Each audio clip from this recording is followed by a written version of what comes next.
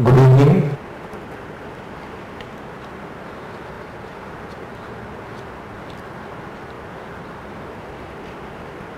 So, we will again enter into I would say, interactive session, because that's what we primarily mean it to be, though whether there will be interaction or not depends mainly on you. This is a journey, as I told 2 months back when I came here, to understand life and many small and big things related to our life. And it is in that context that we venture into this journey, a journey to understand what generally, loosely is called spirituality. And while understanding that, we need to go to the tradition, to the heritage which we inherit. And last time I pointed out the difference between heritage and legacy. Generally, the word heritage in English means something which is past, which is not current. But in the sense of spirituality, particularly in the Indian context, heritage is something less of heritage, more of legacy. Something which we have inherited, something which we have to understand in our lives and carry on forward. The last time the session was more of a general kind. Now you have many shaven heads, many monks coming here, taking different kind of topics, I am told. And Swami Samarpananandaji was taking Gita, and he finished up to chapter 15. I take it up from there. So today we will be starting chapter 16th of Gita. Here again, there are certain questions which we need to remind ourselves. We need to think about them at this moment. Why study Gita? Something which was written by various accounts many thousands of years back, in fact told. So why study Gita now? We are definitely not going into a research into history or anthropology or archaeology. Why do it now? And how does Gita help me?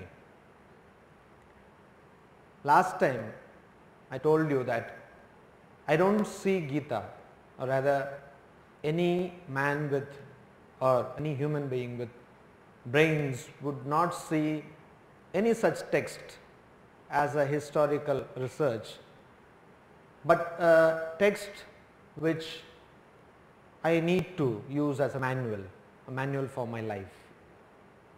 And when I venture into the study of Gita from that perspective, things change. I am not bothered who are the characters of Gita. I am not bothered about the personality of Krishna or Arjuna or anybody for that matter. What I am bothered about is how do these people tackle the problem of life and the various other problems associated with it. How do they actually go about that? And that's why I am interested in Gita. And Gita should definitely find an interest because it's a manual. And it should find interest when I am at the job of tackling the problems of my life. That's when I am young. It's not a post-retirement program we are talking about. When I am, as I told last time, when I am driving a car, I need the manual of the car. When I am using a refrigerator, I need the manual of the refrigerator. When I am using a computer, I need the Windows for Dummies or whatever. So it's when I am at the job that I need the manual, not after that or before that. And that is where Gita finds its relevance. And it's relevant only to the extent which I need it to be relevant. There are many chapters, many things, many commentaries. In fact, one book is titled Yet Another Book on Gita. The very title of the book is Yet Another Book on Gita. So there are thousands of commentaries and readings and rereadings of Gita. There is a film, The Legend of Bagger Vance. Is anybody aware of this film? No. It is basically from a book, The Legend of Bagger Vance, and it talks about a person who is playing golf and he is into some kind of predicament. It has been loosely modeled after Gita. So Gita has been used in many places for many things, and wrongly read, rightly read, whatever. But relevance of Gita to me or for any person will be only to the extent of which that person needs this manual. Just like we purchase a manual, say a Bible for, the Bible series, very famous, computers, a Bible for Windows or something. It just gathers dust. We don't even, very few people read manuals from cover to cover. We just keep it there. And when we are in a problem, when we are in some trouble, we go to the manual and we don't go to the contents page, we go to the index page, find out our problem and go exactly where we want to, and that's it. Our work with the manual is over. That's how we will approach this manual too. We're not talking here about any religious catechism. We're not talking about some kind of doctrination you should undergo. We are talking about using a manual, using a wealth of wisdom to tackle the problems of my life. And I will do it only to the extent my problem needs it. So this session has been designed keeping these things in mind. And sometimes you will get a feel that you are digressing very far away from the Gita proper. But I assure you that that is how we will have to see the teaching of Gita in the larger context of our life today.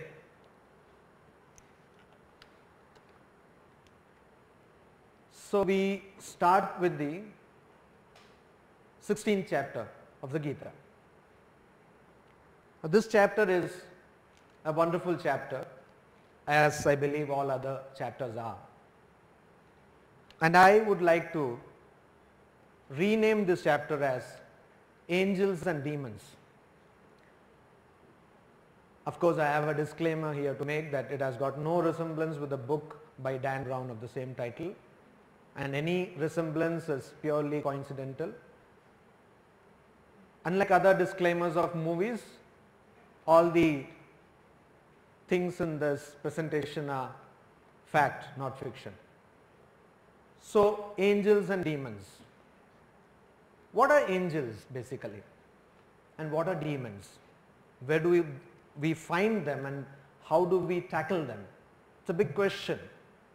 And we have lots and lots of stories, cock and bull and otherwise, about angels and demons in all traditions. So today we will try to find out these angels, have some good contacts with these angels and drive out, or at least try to drive out these demons. Nowadays we are living in a society where you should know the right people at the right places. Then your job gets done. So that's what we will try to do. Before that, we'll just listen to the chanting of the first shloka. I don't want to take you into much of a Sanskrit, considered by many who should have known better as a dead language. I don't consider it as a dead language because Sanskrit is a language which is living in almost all the Indian languages. Only we don't realize it. But still we will listen to the Sanskrit and see the translation given by Swami Swarupananda, who was a disciple of Swami Vivekananda and who was a great scholar. and when he joined the Ramakrishna order, it was told that an acquisition has been made, because he was the editor, assistant editor of Dawn, a magazine which was quite important, and even now it's historically very significant magazine. So Swamiji said that an acquisition has been made when Swami Swarupananda joined the order. So he has a wonderful translation of the Bhagavad Gita. It's available for sale, and that's a translation which doesn't take you into much of the complexities. It's a very simple translation. The translation is here, you can see that.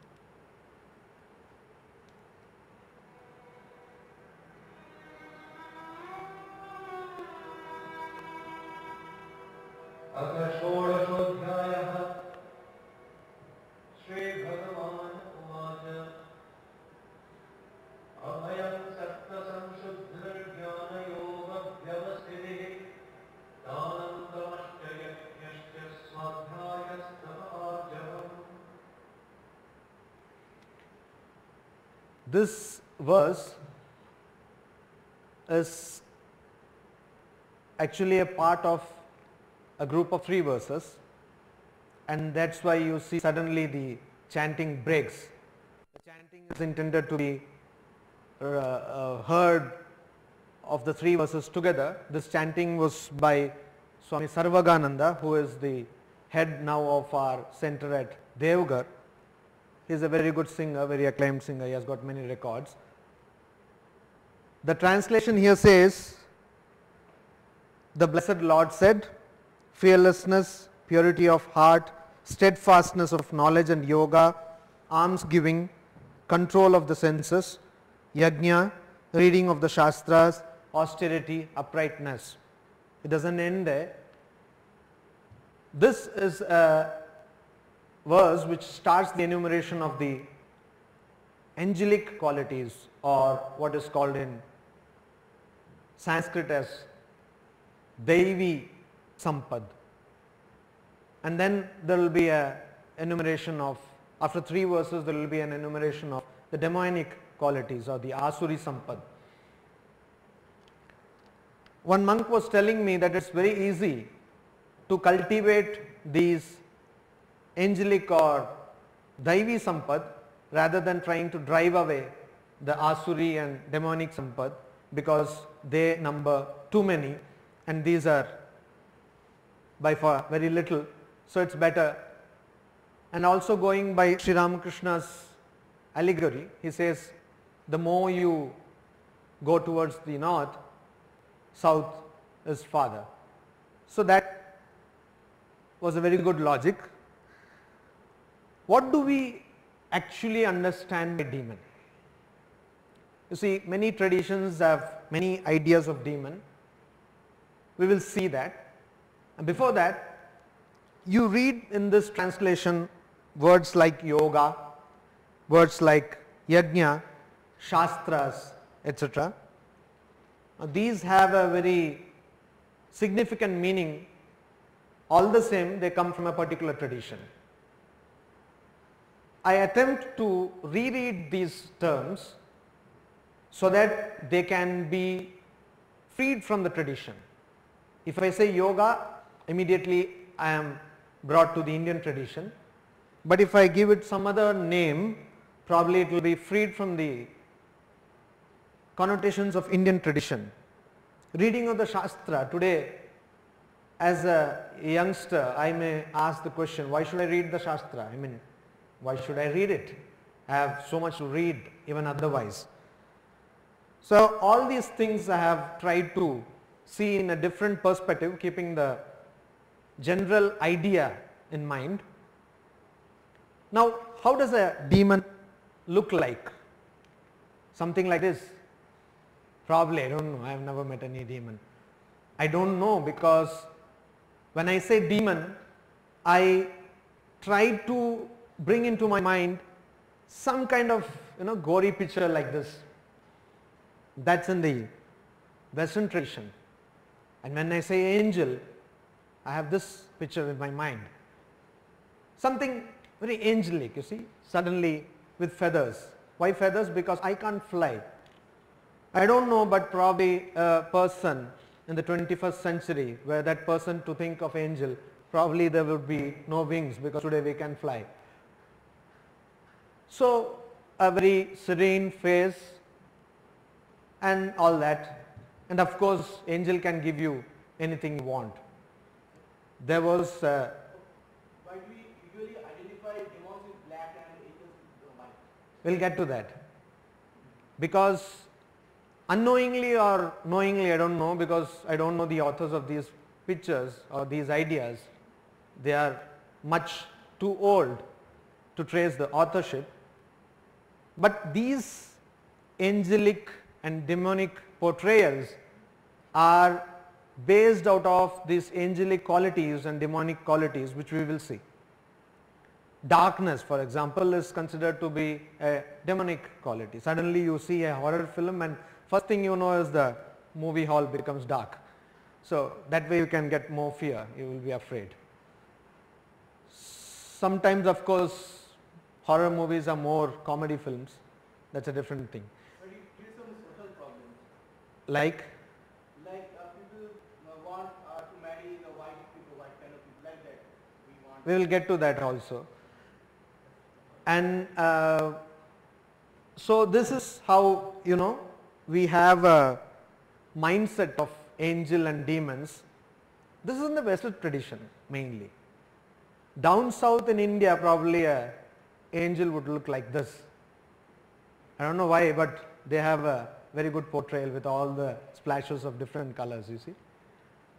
It's always like that. So we call God, but it's not the God.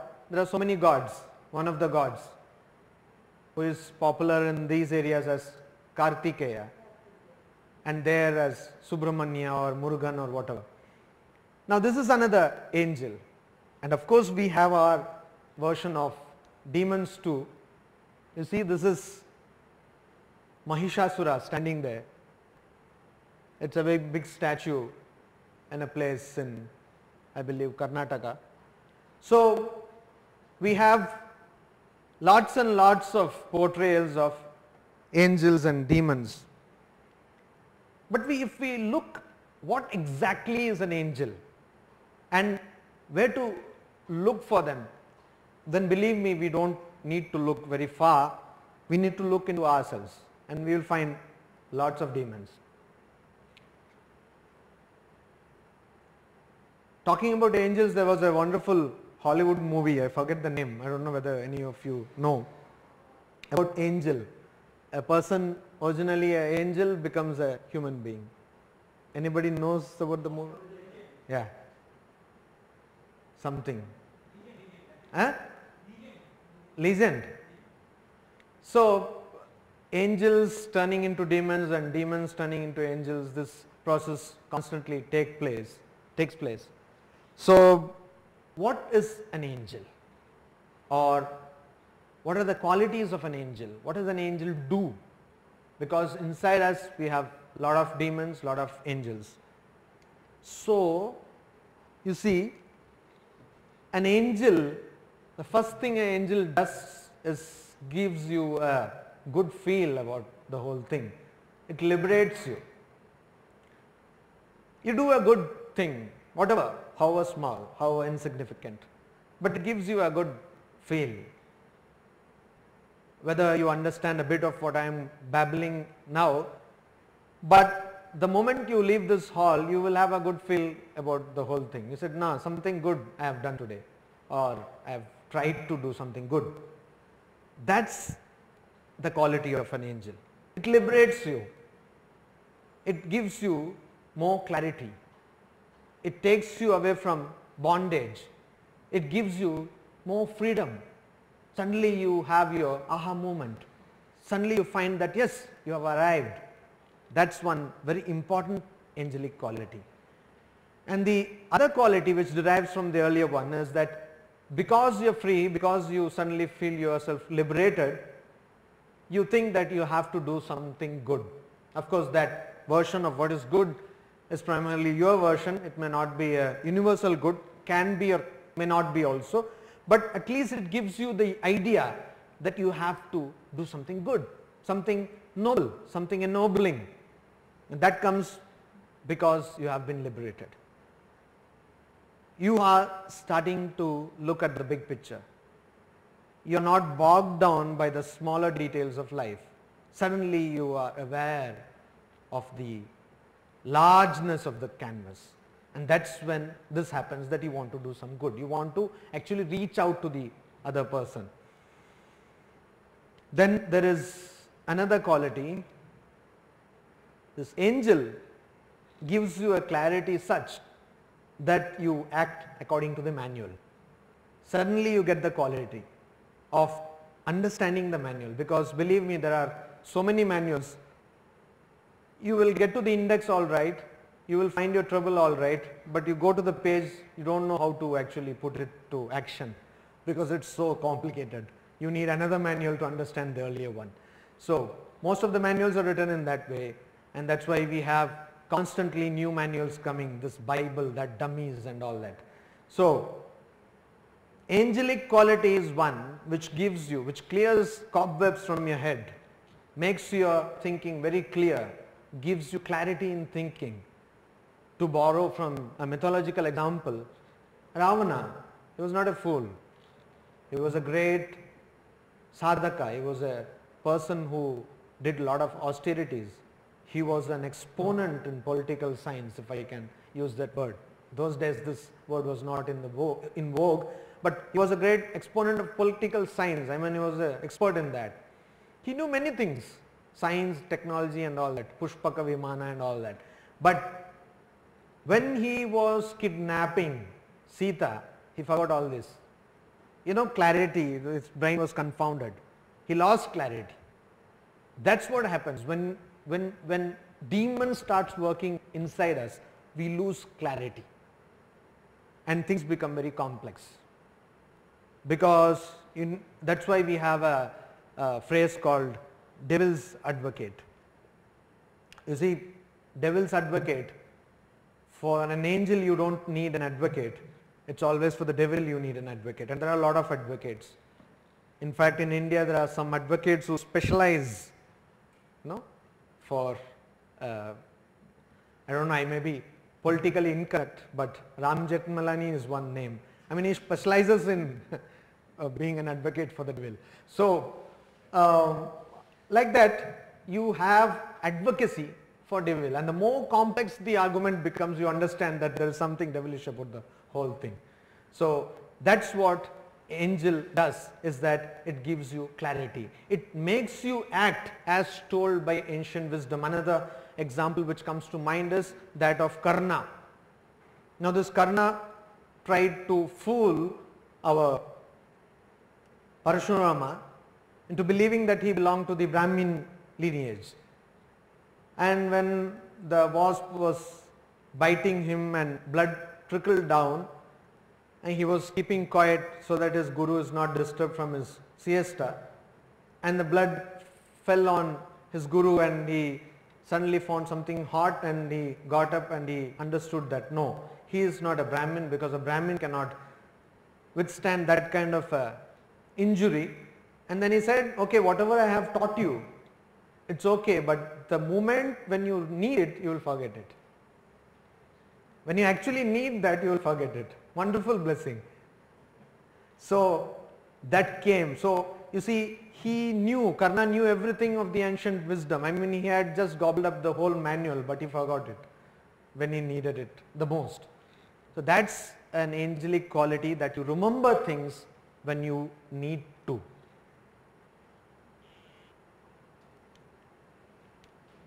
And demon qualities, or other negative qualities.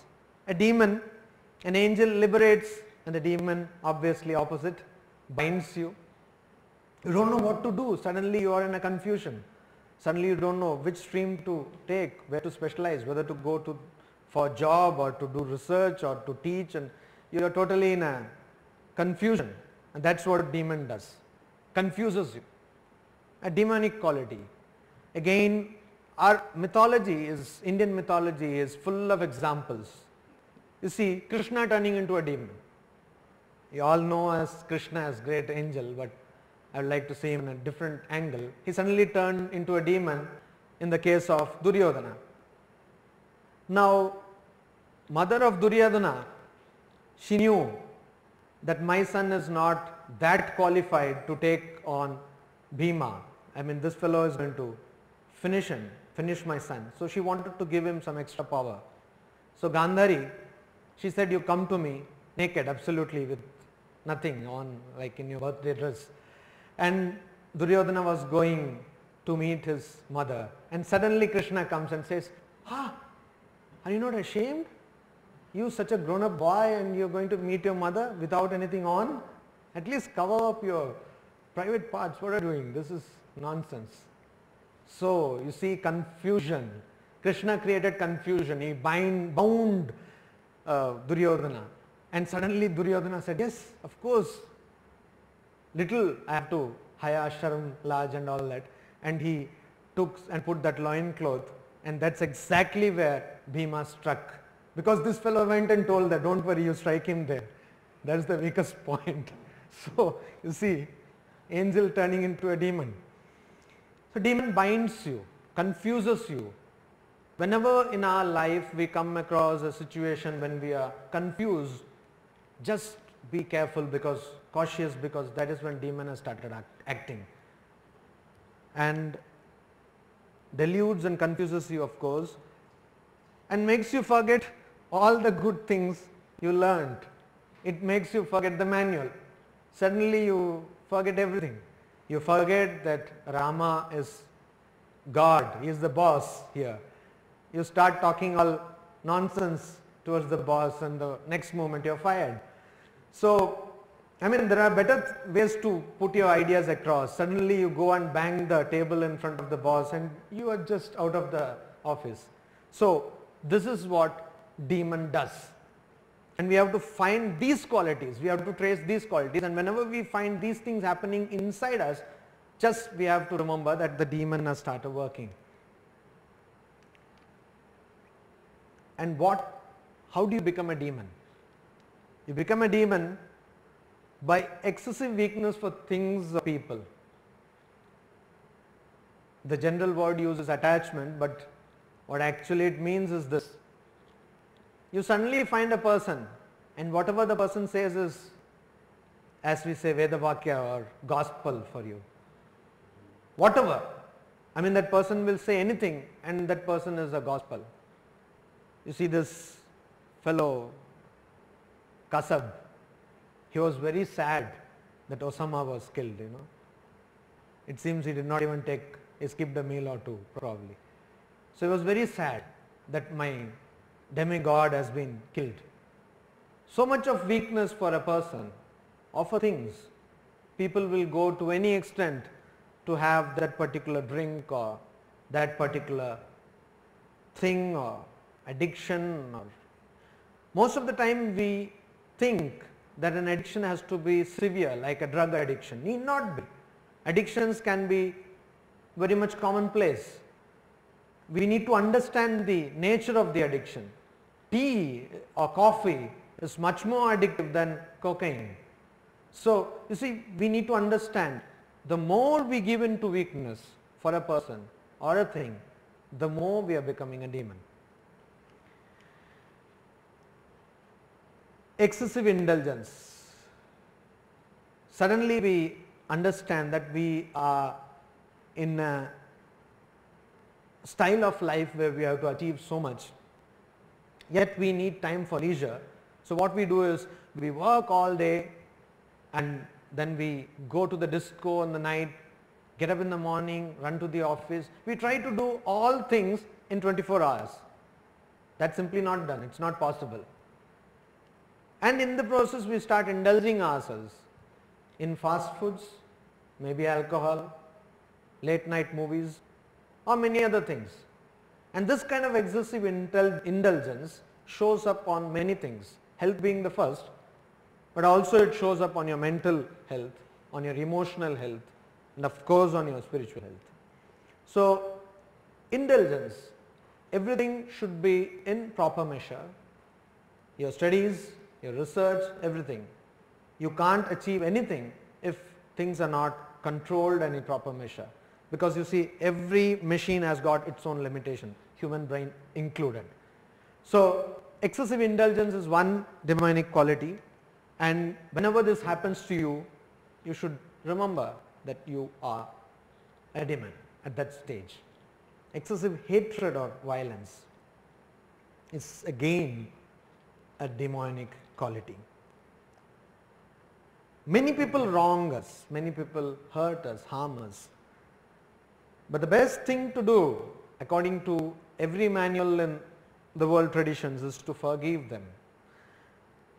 Why? Because if you don't forgive them, a major part of your brain and your mind is actually occupied with that person, and it is no good. It's not going to bring you anything, neither money, neither wealth, name, fame, nothing. So it's better to just forget that person. You know, Hero Honda had a great advertisement, fill it, forget it. So similarly, just forgive it and forget it.